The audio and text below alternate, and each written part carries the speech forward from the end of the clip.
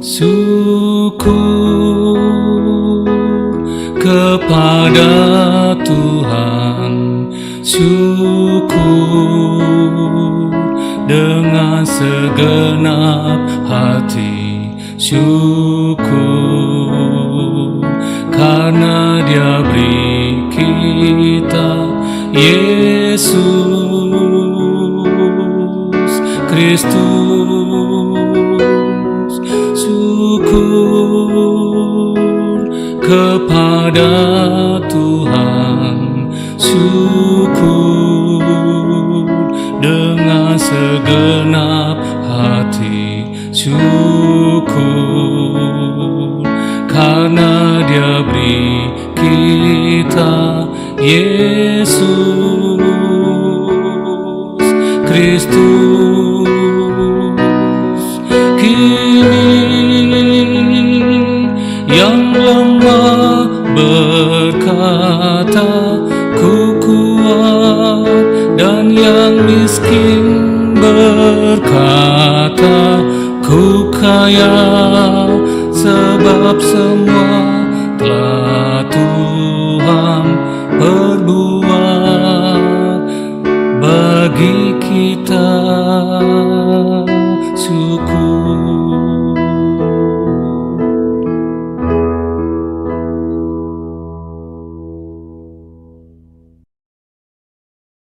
Salam saudara-saudara yang dikasihi Tuhan Yesus. Selamat berjumpa kembali di program Setetes Air di sore hari ini. Salam dalam kasih Tuhan dimanapun saudara berada. Tema Setetes Air di sore hari ini adalah kui meneh, bosen aku. Saudaraku, dalam suatu percakapan antara pendeta dengan seorang warga jemaatnya, katakanlah bernama Panjul, yang sedang isolasi mandiri, si Panjul mengatakan, terima kasih Pak Pendeta. Pak Pendeta selalu memberi support kepada saya. Puji Tuhan Pak, sekarang sesaknya sudah mulai berkurang.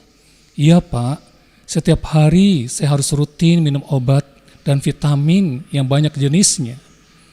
1 minggu lebih saya sendirian berada di kamar.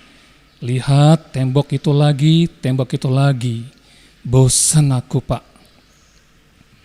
Yang dirasakan oleh si Panjul dapat mewakili mereka yang sedang isolasi mandiri.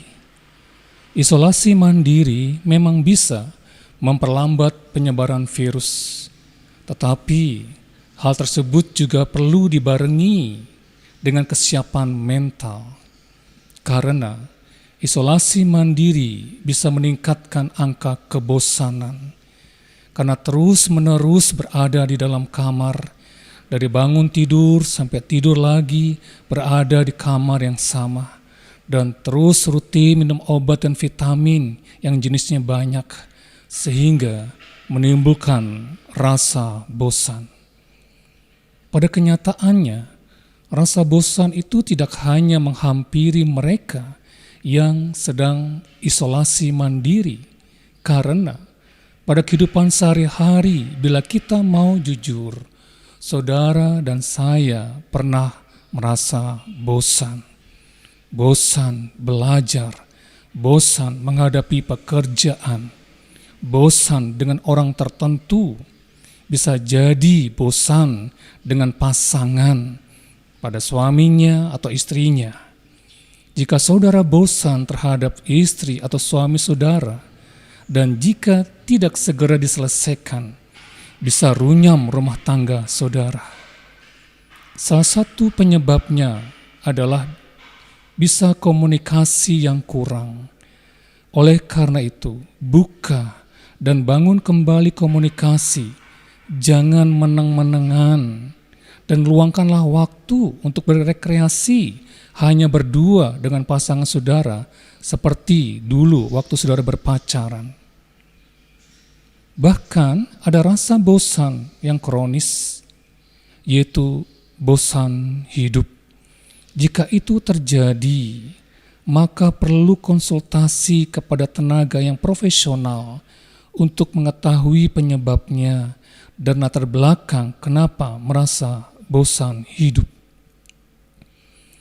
Tinjauan tahun 2012 terhadap penelitian kebosanan yang dilakukan dalam pengaturan pendidikan menunjukkan bahwa kebosanan adalah kombinasi dari kurangnya hormon kegembiraan dan adanya kondisi ketidakpuasan atau tidak tertarik akan suatu hal yang semuanya disebabkan oleh kurangnya sesuatu yang dapat menghibur.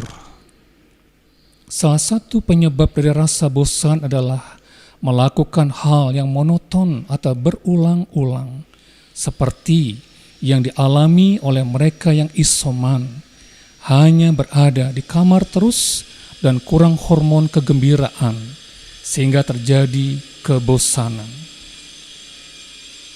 Perlu diketahui, kebosanan itu tidak sama dengan sikap apatis, karena orang-orang yang bosan dalam beberapa hal termotivasi untuk mengakhiri kebosanannya.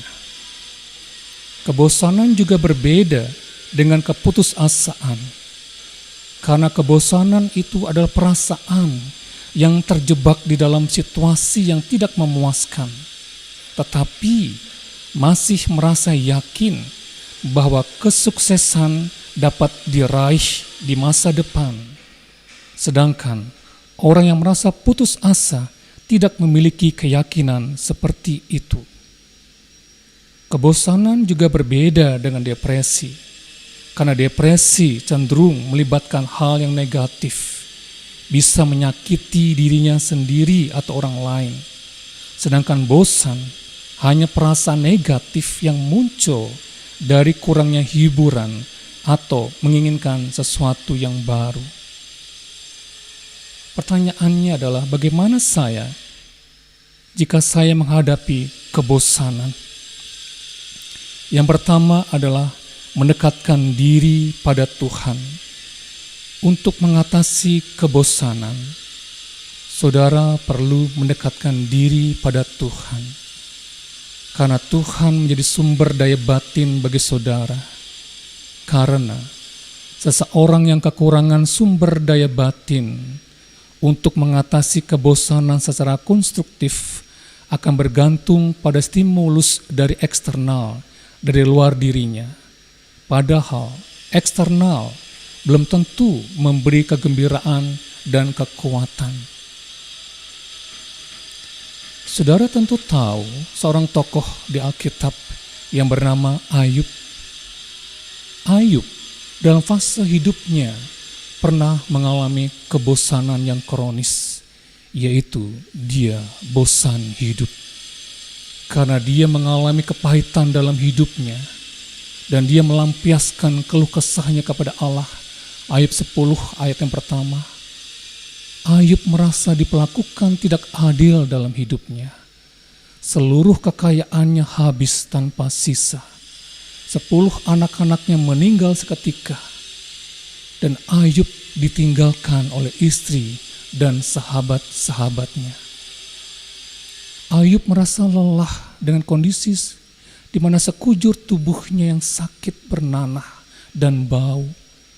Seolah-olah penyakitnya itu tidak dapat disembuhkan lagi sampai akhir hayatnya. Seharusnya dalam kondisi seperti itu Ayub sangat perlu stimulus penghiburan atau kekuatan dari eksternal, dari orang-orang sekitarnya. Tetapi yang terjadi, dia sudah ditinggalkan oleh istrinya dan para sahabatnya. Lalu, apa yang dilakukan oleh Ayub? Ayub tetap mendekatkan diri kepada sumber daya batinnya, yaitu Allah. Sekalipun Ayub merasa bahwa Allah sudah tidak sayang lagi kepada dirinya, Ayub tetap percaya bahwa kepada Allah, dan dia terus bergumul dengan Allah supaya ada jalan keluar dari masalah yang dihadapinya. Seiring berjalannya waktu, apa yang dialami oleh Ayub, tetap ada penghiburan yang Tuhan berikan dalam pengharapan bahwa Ayub akan muncul seperti emas. Ayub 23 ayat yang 10 tertulis demikian, karena ia tahu jalan hidupku. Seandainya ia menguji aku akan timbul seperti emas. Itu pengharapan dari Ayub. Keyakinan Ayub juga timbul dalam pasal 19 ayat 25. Dikatakan, tetapi aku tahu penebusku hidup, dan akhirnya ia akan bangkit di atas debu. Saudaraku, maka Ayub yang duduk di atas debu harus bangkit untuk mengalami pemulihan dari Allah. Ayub mengalami pemulihan dari Allah. Oleh karena itu, mendekatlah kepada Tuhan, sehingga dalam isoman ini, saudara semakin mengenal pribadi Tuhan. Yang kedua adalah belajar hal yang baru. Tingkatkanlah keterampilan yang telah saudara miliki. Otak kita itu didesain Tuhan untuk digunakan, memikirkan hal-hal yang kompleks. Otak yang tidak dipakai untuk hal yang kompleks akan mengalami kelesuan, dan ini menimbulkan kebosanan. Jadi, belajarlah dan asahlah kemampuan saudara. Misalnya menulis, menggambar, melukis, atau mencoba resep baru, ataupun hal yang lainnya. Yang ketiga adalah menjalin relasi. Relasi yang hangat dan positif adalah salah satu penawar kebosanan. Sebab relasi mengisi kebutuhan hidup kita yang amat dalam. Jadi, selama melakukan isolasi mandiri, jadilah hubungan dengan teman maupun keluarga melalui HP atau video call, bercerita maupun berinteraksi dengan orang-orang yang terdekat dapat membangkitkan semangat, dan tertawa mendengar cerita dari teman dan keluarga yang menghibur sehingga dapat menghilangkan kebosanan. Yang keempat adalah olahraga. Meskipun saudara tinggal sendiri dan ruang gerak terbatas, bukan berarti saudara tidak bisa berolahraga. Saat ini ada banyak aplikasi hingga video yang tersedia untuk membantu saudara tetap meregangkan otot-otot saudara dengan gerakan-gerakan yang sederhana untuk dapat menghilangkan kebosanan. Yang kelima, membersihkan ruangan. Melakukan bersih-bersih ruangan seperti membersihkan tempat tidur, membersihkan dan menata pajangan yang ada di dalam kamar saudara. Selain dapat menyenangkan, aktivitas ini juga bermanfaat agar ruangan saudara terasa nyaman. Tuhan memberkati saudara sampai bertemu kembali di program Setetes Air berikutnya. Tetap percaya dan tetap berpengharapan kepada Tuhan, Sang Pemilik kehidupan saudara.